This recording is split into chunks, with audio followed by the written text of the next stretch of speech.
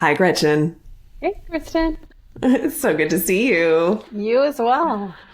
I have been waiting for this one, and I'm so excited because as I was thinking about this whole series and I was thinking about the name of it and the kind of, the passion behind it and why I wanted to do this is kind of a full circle moment to a moment that you and I had in a bar probably 10 years ago. I think so. Yep. So for folks that might not have heard any of these conversations yet, the title of the series is kind of a big deal, with a nod to the fact that we as women tend to brush off our compliments, downplay our impact.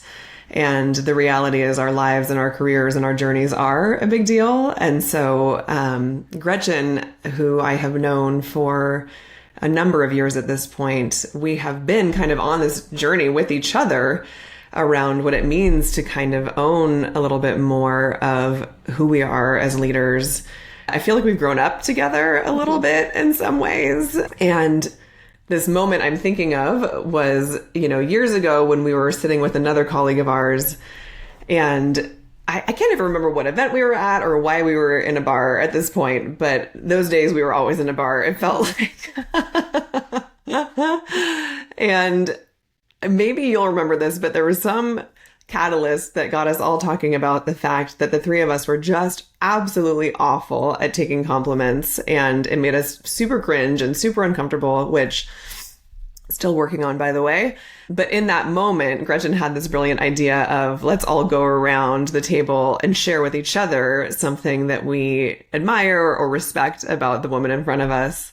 And it was such a funny, fun kind of cringy still, exercise. But I think about that so much. And I think about that as I work with women and as I support women in these spaces, that it's a tale as old as time that I don't know will ever fully shift into the other side of the pendulum. But it takes me back to those moments when I think about these conversations now, that we're all trying to navigate these unique journeys and these unique leadership moments. And yet we all have some likely similarity around the fact that we're trying to figure it out and we're terrible at taking compliments. So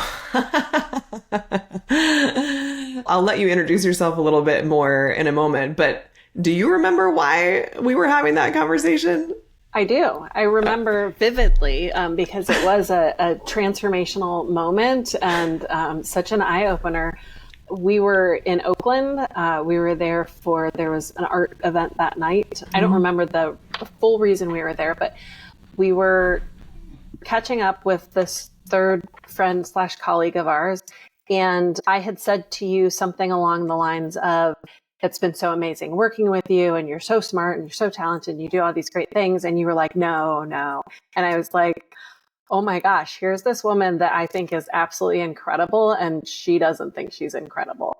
That's not okay. And I remember hearing at one point that accepting a compliment I know from my own experience, accepting a compliment, we are taught to be humble and to brush it off and to say no.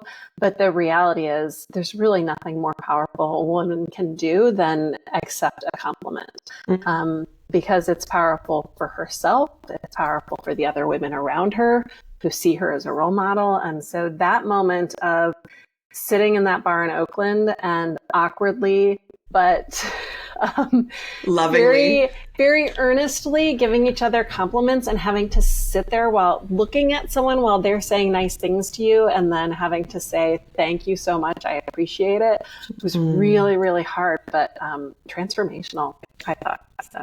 Absolutely, yeah. For sure, for me too. And I think I'm going to charge us all with bringing this practice back into our current moment. I think, we all have some version of a community of women that we adore and respect and admire. And it is one thing I know we are all so generous with our compliments and our time and our respect, but to sit with intention in a moment and not be able to just move into another part of the conversation or shift into another thought, it's like a very direct intimate moment. So I'm going to bring this back to some groups that I'm hanging out with. And I think everyone should do the same.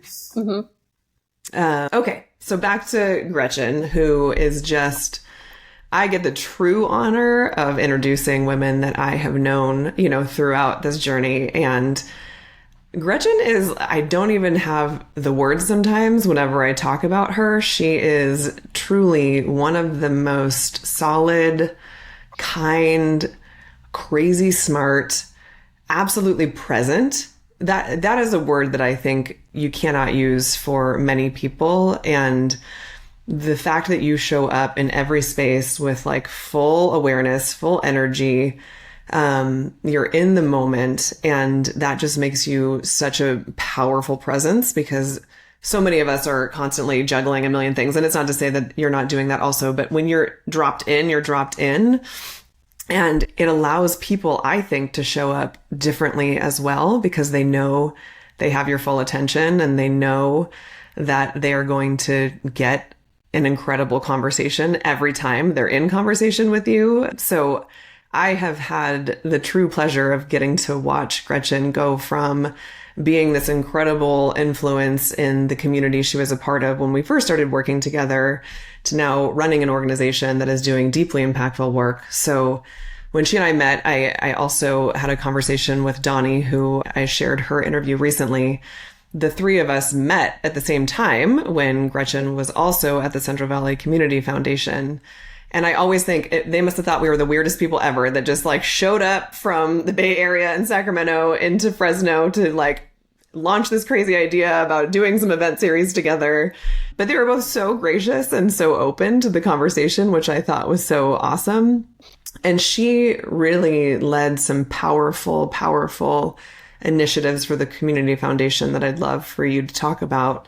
But she's now the executive director of Women in Manufacturing, which is another incredible organization. So Gretchen, thank you for hanging out with me today, and maybe take us all the way back. Like, how did you start in your career, and could you have imagined that you would land in the seat that you're in today? That's a great question. I'll start off by saying thank you for those lovely words. That was good job. Very nice. How was that? No, thank you. I appreciate that. I actually remember when we first met, and I think the first words out of my mouth, I quoted the movie The Jerk. So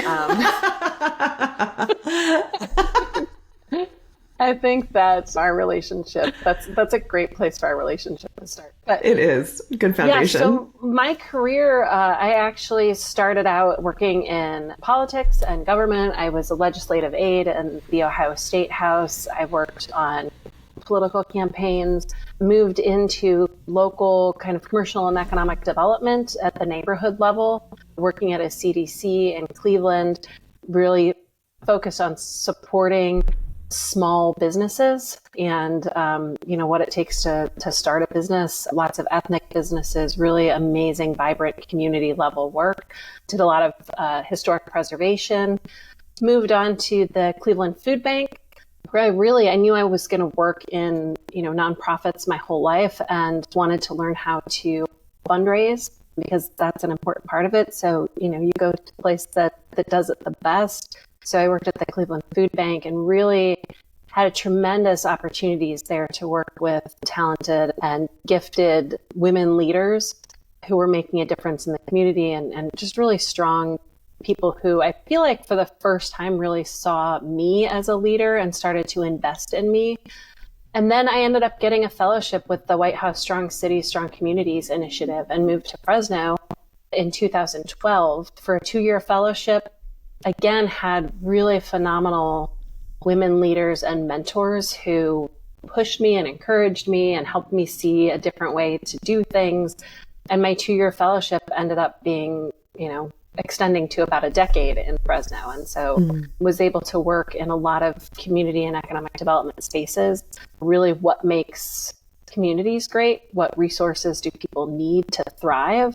And how they work together to make sure that communities are successful was kind of the through line in that work. So I left Fresno in 2021 and went to my alma mater, to St. Mary's College in South Bend, Indiana, an all-women's school, and did corporate foundation and government relations there. And then, again, you mentioned full circle moments. So I ran into one of my good friends from high school who had founded Women in Manufacturing, which is a national trade association dedicated to supporting, promoting, and inspiring women who work in manufacturing. And she said, we have this nonprofit. It's a 501c3. It's a partner organization to women in manufacturing. And, we have some really great programs, but we're not sure what to do with it. And I was like, well, have you thought about this? And have you tried this? And, what about this? And she said, do you just want to run it? And I was like, yeah. Please, can I?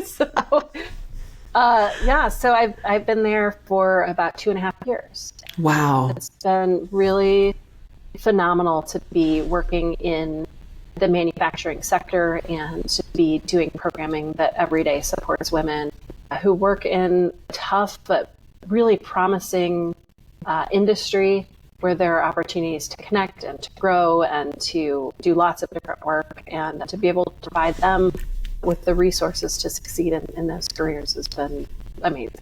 That's so incredible. I feel like we don't always think about the through line of these relationships over the course of our lives. And it's not to say that there should ever be any kind of self-fulfilling intention as you're actively engaging in relationships with people. But I do think it's a true testament of most jobs don't come from a job board. Like the ones that you're excited about, the ones that you can really see yourself being a great fit for. It doesn't even sound like she was necessarily looking for that position, but she saw that something in you could clearly turn this into something. What a powerful moment for both of you to then get to create this. I think that is like the stuff dreams are made of. It really is. And I think that's one of those, from both her side and my side, the ability to recognize, to know yourself and to know what you're looking for is really important. And that does take some work, knowing what your skills are, knowing what you're going to succeed at, knowing what you care about.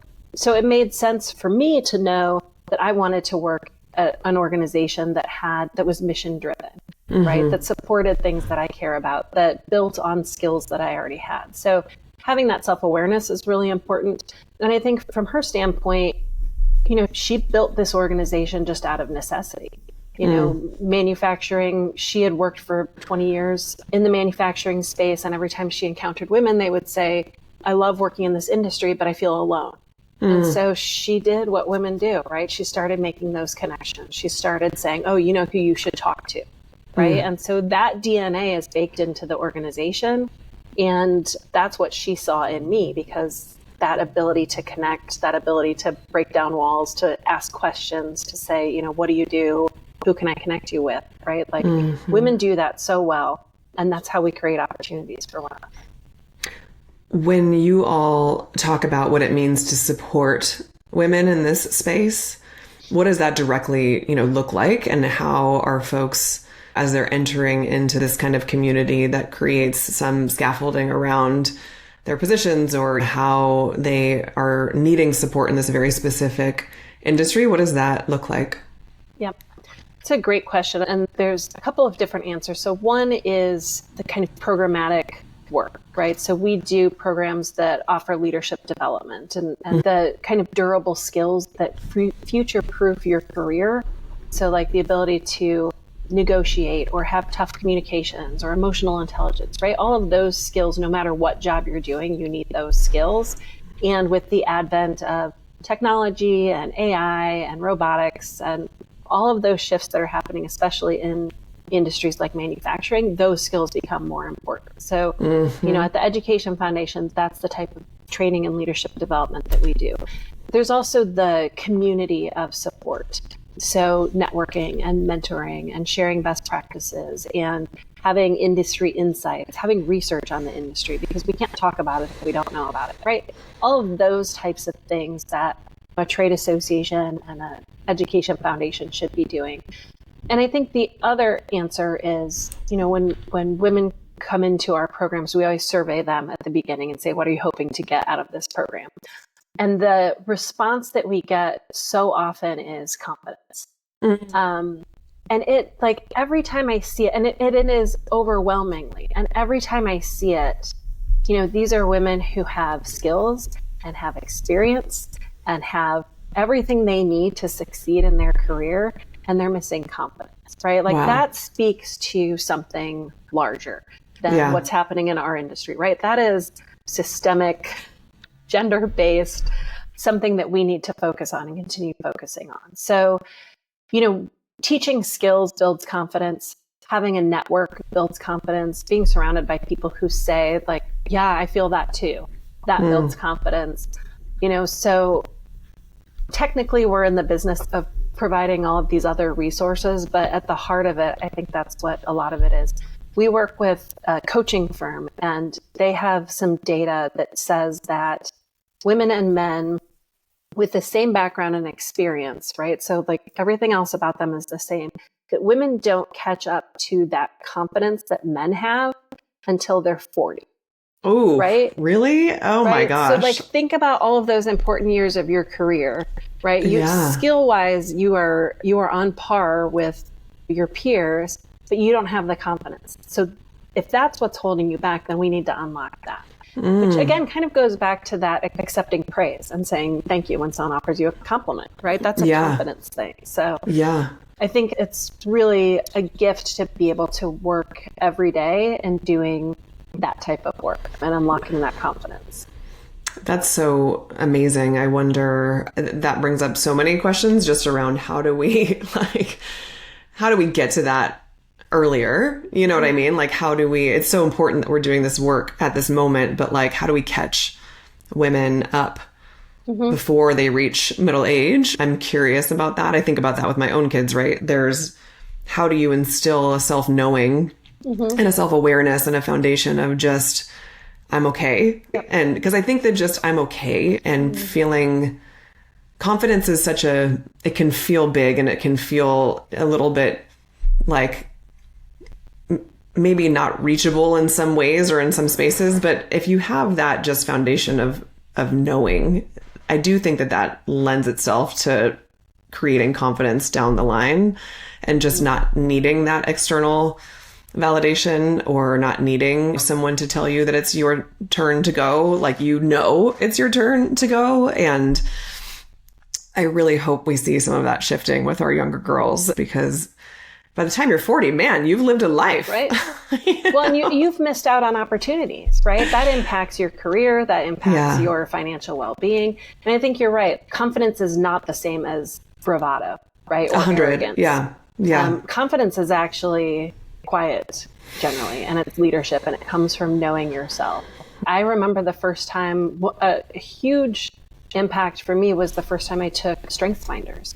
Oh, yes. Right? Like, that just, it's so simple, but it unlocked things in me that I was like, oh, that explains so much. It gave me such insight into myself that then helped me know, well, I should be looking at these opportunities and not these, because I'm actually built to do this. Like, this is what I do best. So rather than spending time chasing opportunities that were not going to be fulfilling, where I was not going to succeed, where I would always feel like I was trying to catch up and I was trying to figure it out and I was always a step behind, I then was able to focus on, here's what I do really well.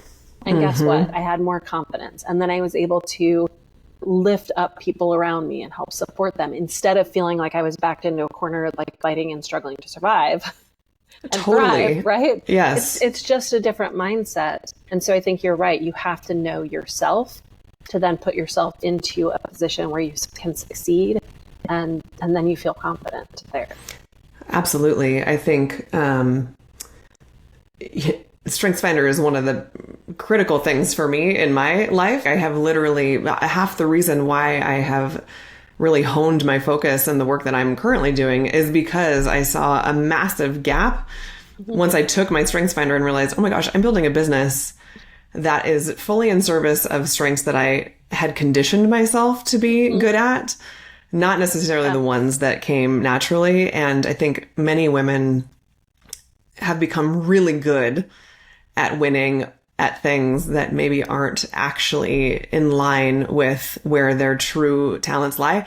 And that's not always a bad thing, right? There are reasons to double down and get good in certain ways that maybe it's less in your zone of genius or whatever.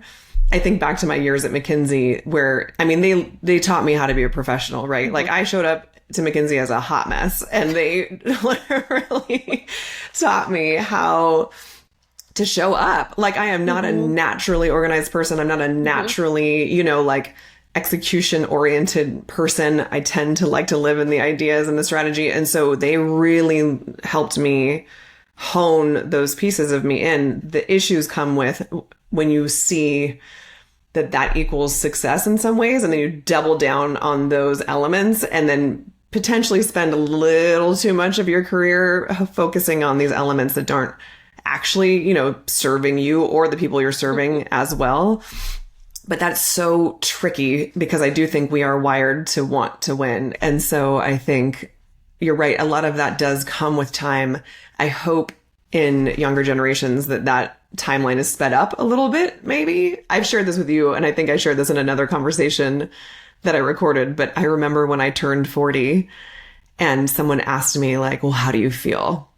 And it was with this right. How do you feel? Yes, it must be terrible. It must be terrible. And I was literally I feel fucking awesome. I feel the best I've ever felt. I feel like I'm finally allowing myself to get to know myself in a way that allows for authenticity. And that just totally shifts the way you enter your day, the way you enter the world, the way you enter conversations, and you have way less shits to give. I think there's still work to be done there, but it really does shift over time. And I think about as I get closer to my 50s, I'm like, this is great. It's just going to keep getting better and better. Yep. 50's awesome, by the way. Yay. Yeah, same thing. And I have noticed this, I hope this is changing. I think it's changing, but I have noticed a lot of the women that I work with, there's this kind of moment around age 35 where you can just see the light bulb coming on of oh, all of these things that have happened, they're not real. I don't need to live in this space where I'm worried about what other people think and where I'm trying to be what everybody else wants me to be. And it takes a few years to undo kind of that muscle memory of I have to respond to this and I have to respond to this and I have to respond to this. And then by the time you hit 40, you're your own person. Yeah. And you're just, like you said, you don't have any F's to give and you're just doing what you want to do and what you need to do. And it's so freeing and so powerful. And I wish we could get to that point about 10 years earlier, 15 years earlier, 35 years earlier, right? I know. But there is something for folks who are concerned about aging. 40 was great. And 50, I feel the most connected. I feel the most powerful. I feel the most in charge of my own destiny, right? All of that. So 50 is great. I love it. And I think it's such an important message because we have also been taught that we become invisible and obsolete as we age. And I think we get to say, no, I'm just getting going. I'm just really figuring it out. I just finally feel this excitement around everything there still is to build, right? In this next chapter of our lives. This is taking me way back, and my perimenopausal oatmeal brain is not going to do this justice. But you had a brilliant idea many years ago about how to instill some of these kind of characteristics in younger women. And it was basically with the concept of creating almost like a university of sorts. I can't remember the age range you were thinking, but it was really, how do you instill some of this foundational self-awareness and confidence? Tell us about that beautiful idea that you had all those years ago. Oh, this is so crazy. So you remember Sally Yates Yes. and her testimony and how powerful and just strong and amazing she was. I was so inspired by her and so frustrated watching the women I work with and women I respect just, struggling in their work lives and, struggling against microaggressions and right, like all of this. And I was like, we need Yates Academy where we Yates Academy, that's what it was. Yes, there it is. Yes. And I came up with like an acronym for that. So it wasn't, I don't think I can username. That's not going to work. But yeah, I somewhere have the PowerPoint still where I came up with Yates Academy, and it was this course that we would go through with women who were kind of at that like early mid-career, and it was about how to recognize microaggressions, how to negotiate, how to have difficult conversations, like how to navigate this world that might not be built for women as a woman. I actually got to the point where I had the lesson plans kind of built out. And the crazy thing is that's actually kind of what I'm doing right now. I was just Women in say. Manufacturing Education Foundation is we actually have these programs. So our Women in Production program is for women who work in production, and it's a 20-week program where they work with a coach and they take strength finders. And every lesson is a different thing. So we do negotiation and time management and how to have difficult conversations and how to lead with confidence, right? So I didn't create this program, but it's just kind of funny how that probably was always part of my, this is probably where I had to end up, because 10, 15 years ago, we were really trying to flesh out Yates Academy and how we could instill those skills with women that would give them that confidence to be leaders, especially when they needed most to be leaders at these really critical times in their careers. How do we give them those skills and those tools to do what they need to do to succeed? And now here you are. I mean, that's Weird, really right? incredible, right? Yeah. I mean, yes and no. I feel like weird in the sense of like there's the universe acting in the way it's supposed to, but not weird in that, of course, when those kind of things are such a part of your bones and your DNA and something that you want to see live, it will find its way, right? I really do believe that. And I do think there's this kind of misconception around what it means to think about, call it manifestation, call it, voodoo magic, whatever, or believing in trusting in your intuition and your inner knowing. There can be this sense that it didn't look exactly like this thing that I thought it was going to look. And so therefore that didn't work. I don't think it's how it works. I think it is whatever form it takes, it does show up at some point. You just have to be willing to have your eyes open enough to see it in that way and not be so held into what this original kind of concept was, because it's still manifesting itself as you're building this in the current organization that you're with. And that is, I mean, how cool is that? It's not crazy. It's nuts. Well, and it goes back to, I think, kind of one of the through lines of this conversation is knowing yourself, right? Yeah. And knowing what drives you and what motivates you and the things that you care about and what you want to spend your time doing. If I had sat down at 22 years old and said, like, what's my career going to look like? I never would have ended up here.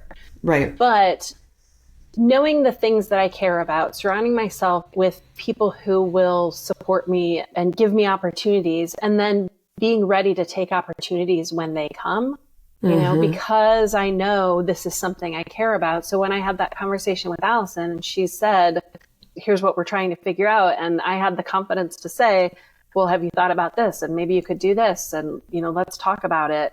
Because I was ready to take an opportunity. It's about being prepared for those opportunities and about knowing what you want to get out of things. Otherwise, you're just kind of chasing things. Do you think, you've shared between career experiences and women in leadership that you've been influenced by, StrengthsFinder, all these other things that have kind of created the stack that allows for the self-knowing. Are there any other moments or experiences or practices that you built into your daily life that you think maybe supported you in tapping into that? Yeah, I think I've done, I think you have to do the work of doing a strengths finders or doing a disc assessment or, like something. So I think that's part of it, is actually taking the time for that third party to give you that kind of assessment. I think that's important. I think coaches or mentors, people who can see you, people talk about having your own personal board of directors, like whatever version that takes, where it's people who know you and have your best interest at heart, but also will challenge you and push you and encourage you and find opportunities for you. I think that's another strategy. And I think finding people who can maybe hold a mirror up to you to help you see yourself differently. Sometimes the stories that you tell yourself about who you are, or your lens on your experience, will inform how you see yourself. And maybe that's not it. For me, there was a moment when I was working at the Central Valley Community Foundation, and I was talking with Ashley Swearingen, our CEO, and I had played softball my whole life. So starting in t-ball, which I was a catcher. So the job was basically just putting the ball on the tee. Not a lot of catching, but it's an important role. Very important. But I played softball all through grade school, all through high school, all through college, and I was the catcher. And so Ashley, her son was into baseball, and so we would always talk about baseball, softball. And one day she asked what position I played, and I told her the catcher, and she was like, "Oh my gosh, that makes so much sense." And I started to think about it, and it does, because the catcher is the only position that faces the whole field, right? Like everybody else is either looking at someone's back or they have their back to someone. The catcher can see everything. You can see your team, you can see the other team. Your job is to work with the pitcher and help control how the next play is going to go. You can see when runners are leading off, right? You're directing the team on where to go. And so I was having this conversation with Ashley, and she was like, that makes sense, because that's the type of leader that you are. And it actually tied in. I said, oh gosh, that actually ties in with my strengths finders, because my top strength is input, right? I'm always collecting information on people. So having that kind of awareness helped me understand what type of leader I was, helped me understand what type of jobs I like to do, where I could succeed and where I needed to challenge myself to become better, like where my shortcomings were. So that whole idea of doing things like strengths finders, having a network of support, having mentors, and having people who can help you see yourself and understand yourself really does lead to ending up where you need to be. That is the coolest thing ever. I never would have connected. So it took having Ashley, right? Yeah, but how amazing is that? I wouldn't have seen that. Yeah. That's it's so true. Incredible. One of the questions I've asked a few folks over the course of this series was a question that was given to me in another event that I was a part of, where they put you one-on-one with somebody to get to know. And one of the questions was, what is something from your past or something that has shaped you that wouldn't necessarily end up in your bio or your resume? Which I thought was such a brilliant question, because it gets you thinking about how these things have influenced how you show up and who you are and how you lead. So now I'm going to forever think of little Gretchen out as the catcher looking at the field, because that's such a beautiful image, and it is such a perfect encapsulation of who you are and how you show up, and always thinking about everyone and how they fit and how all the different elements fit and how you pull these things together. That's what a rad. And I can actually totally picture Ashley being like, Right. Yeah. She thought of it. I mean, I had played that position my whole life and had no idea that those were skills that were inherent to me and that would be useful. And I'm always a member of a team. So again, knowing yourself and surrounding yourself with people who can see you for who you are and offer you compliments, and you can accept that, and all of that. It really does make a difference in where you end up and how you can succeed. 100. I mean, I don't think we are taught, man, women, woman, any gender, we're not really taught to look at our lives in that way. We're just taught to go forward. We're taught to just keep pushing, keep driving, get the next win. And to take a look back, I mean, when I 2 years ago the position I had that I thought I was going to have forever and the company that I love and adored, imploded overnight, I would have never, it was a terribly awful thing to go through, but I now look at it as this giant gift that was given to me, because I don't know that I ever would have stopped to ask myself those questions, to get quiet with myself and reflect and think critically about, okay, what are the things in my life that have led to this point? Because we don't ask ourselves those questions. So I think having some kind of practice for ourselves that allows for that and allows for the quiet, and yes, having folks be our mirror, but also for our own selves. There's a whole laundry list of things that have been ingrained in who we are, and to know that and to own it and to hold it is very different than to just have it be in the rearview mirror. I think asking ourselves those questions is deeply important. And you are, and have always been, that person for me, and one of the humans that I don't ask many people for their feedback, because I think it's also very important to know who the people are that you're willing to speak into. Yeah. Who they see you as, what they see you as, where they think you shine.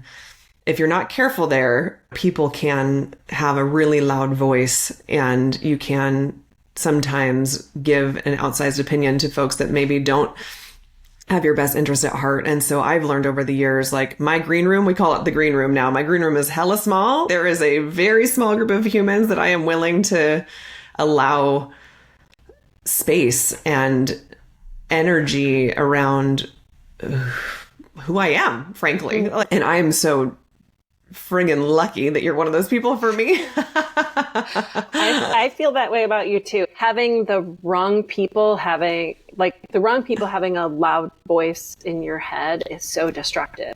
Yes. And can take you down such a wrong path.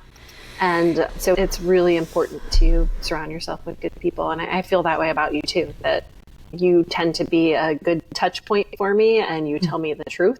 And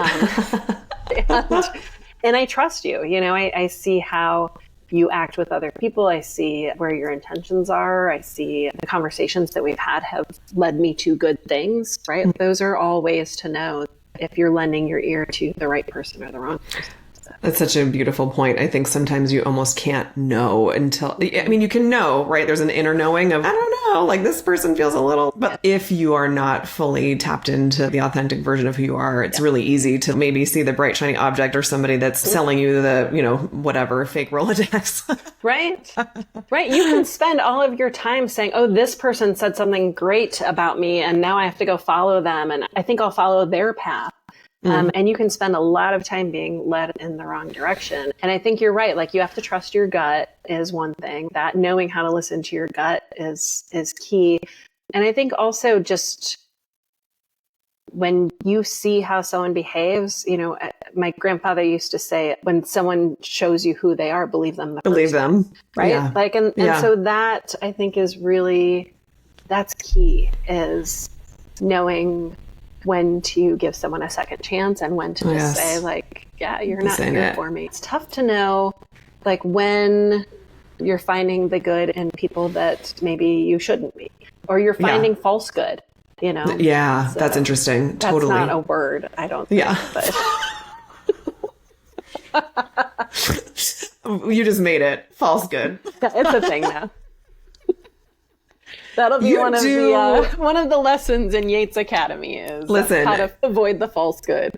You do actually have this like preternatural ability of putting words and sayings to things. This is one of your absolute superpowers. I will be like muddling through a thing and you're like, oh, it's just what you're saying is blop. I'm like, what? Like, what the hell? How did you do that? I'm like in this bizarre existential crisis or like trying to navigate some weird theoretical thing. And you just have this like incredible ability to get right to the heart of the thing. You were sharing something. I wrote it down because I thought it was so beautiful as you were navigating this new leadership chapter for yourself and moving from being a doer and an executor and a supporter of a vision to now leading the vision and leading the charge and helping to kind of take this organization into the future.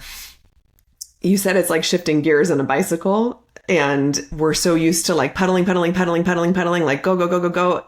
And then actually to downshift is how you can go further, not to keep pushing harder and not to keep running up that hill, but to go like, oh, wait a second, maybe if I just let this thing coast for a second, not the thing that I'm doing, but just the not gripping on so tight and not holding on so tight. And I thought this was after I was explaining some version of my own bizarreness. And you were like, oh, it's just like this. I was like, oh, damn it. That's so good. Well, I feel like you're so good at having deep thoughts because I feel like also you do the same thing for me, right? Where I come at it and I'm like, I think the problem's just A. And you're like, actually, it's A plus B plus C plus 11 plus orange. And I'm like, oh, that's so much more complicated. And no wonder I couldn't solve it because I was just solving for what was in front of me. And we need some deep thinkers. So, yeah, but I think we need each other. Yes, I think everybody gets to play different roles for each other. But does that still resonate for you when you're thinking about the moment you're in? Or does that feel like a moment that you have moved past and you're back to pedaling? What's the moment you find yourself in now? I think it does resonate. And I think my journey, I've been rewarded throughout my career for being highly competent, for being very capable, for getting the work done, for being able to take on a lot of work, for getting things done, getting it done, ahead of time, under budget, right? Like I am a high performer. Yeah. And the challenge when you're a high performer in that way is you get rewarded for that. Yeah. And you get addicted to that. And people get accustomed to like, oh, it's fine. Gretchen's going to get it done. Don't worry, Gretchen will do it. Here, she can take more. She can take more. And guess what? I can take on a lot of work, but you don't really get ahead that way. You end up doing all of the work and everybody else gets ahead. You're making them look really good and you're getting everything done. And I like working at that speed and I like getting that done, but you can get burned out. You get taken for granted, right? And I was fortunate that I worked for folks like Ashley Swearingen or Kate Borders who said, like, actually stop spending your time pedaling as fast as you can go. Like, shift that gear, get more done with each pedal, right? I have learned that over time and am now in a season in my career where I'd like to keep doing the kind of bigger moves to get farther with less energy. Yeah. It's hard because you do get addicted to like, oh, I crossed all these things off my list and I did this and look at I did this and this, right? Like that's really satisfying. Yes. But is it serving you as a person? Is it serving your career? Is it serving the organization? And the answer is usually not. I mean, there are times for that. Of course. You can't maintain that forever. I think the seasons of life is such a recurring theme lately where it's like you have to get more comfortable with just being present in the season you're in and not trying to like push forward to whatever season you think might be coming next, because otherwise you're not actually building the skills you need because they're just kind of going to be over here where it's like just be present with it. And that helps, I think, as you're navigating those future moves. Curious if you, outside of what you've already shared around what it means to be a woman in leadership, you've navigated and seen so many different kind of angles from women that you've been inspired by to how you're showing up in your own leadership. Is there anything you've found surprising about being a woman in a leadership position? I mean, yeah, a lot. Here's an innocent question for you. I mean, how much time to go? I think there's a couple of answers here. I think one would be so much of, I think probably there's so many different ways to lead, right? There's not just one way to be a leader. And so the best leader to be is the kind of leader that you are, right? Which again goes back to knowing yourself, to knowing your strengths, building on your experience. It's really, really hard to see or to experience trying to be the type of leader that you're not. If everybody says like you need to be tough and you need to be hard and you need to be, whatever, but you're not that kind of person, then you're going to always fail at that, or you're going to lose yourself and just be miserable and feel like you're failing. So I think that goes back to the conversation of knowing yourself. And it's surprising how often people think there's only one way to be a leader. Knowing that leadership comes in all different forms from all different levels, and that we all have a role to play as leaders, that you don't have to wait until, you're at a certain position to be a leader. You can lead from anywhere. I think that earlier in my career, I thought I had to wait until I reached a certain point. I thought I had to be invited. I thought that I had to be given permission to lead. And that maybe wasn't a surprise, but it was something that I learned over time, is that you don't have to wait. You don't have to be asked. You can start leading at any point and in any way. So that's been something I learned over my career. I love that. I was chatting with a woman recently who, when I was asking her about her thoughts on women in leadership, she's like, what do you even mean? What does that mean? Like, what does leadership mean? And I was like, wow, that's a really great way of re-asking the question, because she's like, there's women who lead by being the powerful person in the boardroom. There's women who lead by homesteading and creating content about the fact that they are raising their kids in a very particular way. That is a form of leadership. It's not the type of leadership we might think of when we say women in leadership, or there's women in leadership that are just creating community out of nowhere. And that might not necessarily be directly tied to their title or position, but all of these women are leaders in their own right. And I love that she challenged me on that. And it's similar to what you're saying, which is, what do we even mean when we're saying leadership? Because that will take a different form based on who you are in the moment that you're in. And we need all those different types of leaders, right? Totally. We can't just have all one type of leader, because, you're leading different types of people, and you need different leadership styles at different times to achieve different things. So totally. It's so hard not to want to emulate something that you see and go, oh, I should do it that way, because I really think that person's doing it in a really cool way. No one else is going to be Ashley Swearingen. Sorry, y'all. No, I look up to and admire Ashley so much, and I learned so much from her, but I could try and imitate her, but that wouldn't achieve anything. But there are things that I learned from her that I was like, oh, that's something. Actually, what you were talking about early on about being present in conversations, I learned that from Ashley because she's so smart. She knows so many things. She's so quick to put things together and make connections. And she would be sitting in meetings asking questions. And I was like, but she knows you everything. Already know why this. Why is she asking questions? That's how she learns things, is because she is in the moment. She learns it while it's happening. She asks questions. She fully understands it.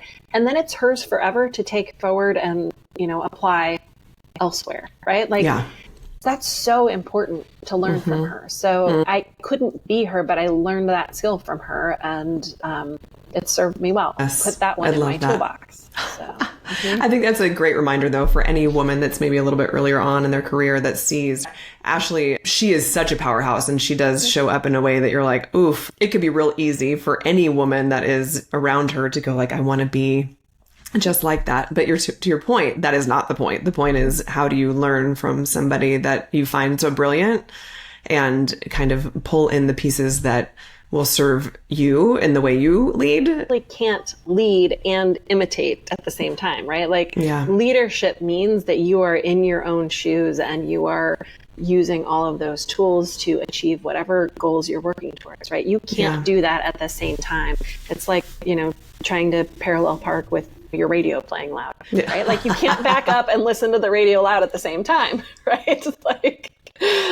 Tell that to my kids. Tell that to my kids that are in my ear, and I'm like, shush. Right. You can't do both things well. So when you parallel park and you back into the spot, you've got to turn the radio down. And so you have to turn down those outside voices. You have to stop trying to be other people if you want to be a leader. So there you are again with the perfect analogy.